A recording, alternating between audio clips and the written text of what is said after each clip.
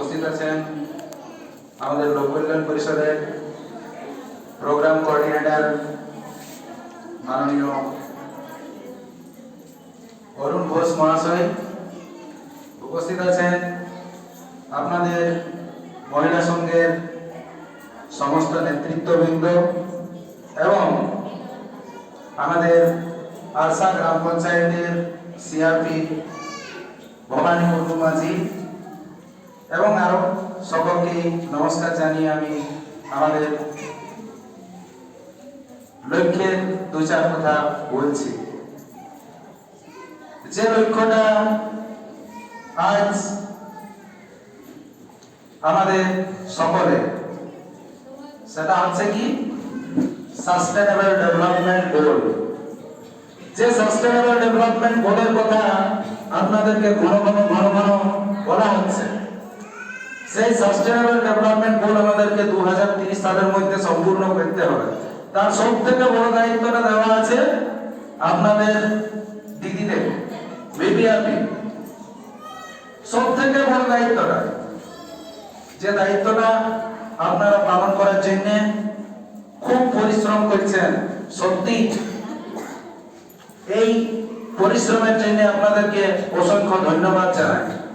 এবং আপনাদের গ্রাম পঞ্চায়েত, পঞ্চায়েত সমিতি এবং জেলা পরিষদের যারা নেতৃত্ব আছেন তাদেরকেও ধন্যবাদ জানাই।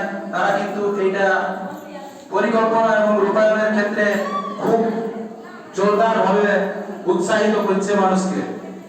এবং আপনারা সকলেই সেই বিবিআরপি এবং জিপিডিপি যে কাজ, সেই কাজটা খুব ভালোভাবে করছেন।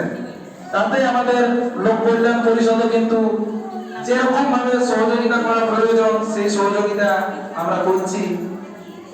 আমাদের আরসা ব্লকে আমরা 2018 সাল থেকে কাজ করছি, যেটাতে অনেকগুলা ওয়াটার ইন্টার অ্যাসোসিয়েশন মানে জল ব্যবহারকারী সমিতি তৈরি হয়েছে। আপনাদের এখানে তিলাইঘাট, তারপরে হারদা, কদমপুর, এইগুলোতে আমাদের জল ব্যবহারকারী সমিতি তৈরি হয়েছে। পুকুর খনন করে নিয়ে সেখানে পুকুরের চারপাশে চাষবাস করার লক্ষ্য নিয়ে পুকুর খনন করা হয়েছে। তো সেই জল ব্যবহারকারী সমিতি কিন্তু অনেক আগে আছে। আপনাদের এই হারাদার যে ঝাঁপা গ্রাম আছে, সেখানে একটা ওয়াটার ডেভেলপমেন্ট ক্লাস্টারের আন্ডারে হারাদা কৃষি উন্নয়ন জল ব্যবহারকারী সমিতি আছে, যেখানে প্রতি বছরে খারিফ রবি মরশুমে আমাদের কৃষি কর্মাধ্যক্ষ মাননীয় উৎপলবাবু প্রতি বছরে সেখানে বীজ বিতরণ করেন এবং সেখানে কৃষকদের সহযোগিতা করেন। তাতে আমাদের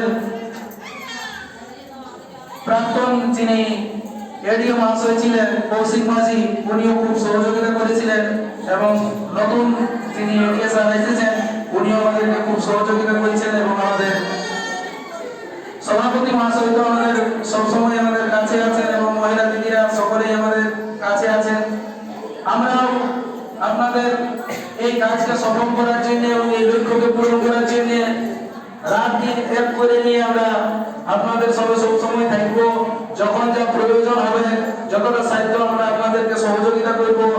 এই আশা ভরসা এবং আপনাদের লক্ষ্যকে পূরণ করার জন্য যা যা করণীয় সেই কাজগুলো কিন্তু আমরা করার জন্য প্রস্তুত আছি।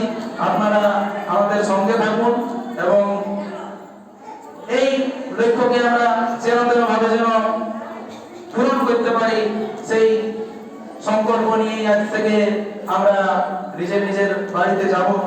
তো সকল দিদিকে আমি আবার আরেকবার লোক কল্যাণ পরিষদের পক্ষ থেকে ধন্যবাদ, নমস্কার জানাই এবং সকলে সুস্থ থাকুন, ভালো থাকুন এই আশা রাখি।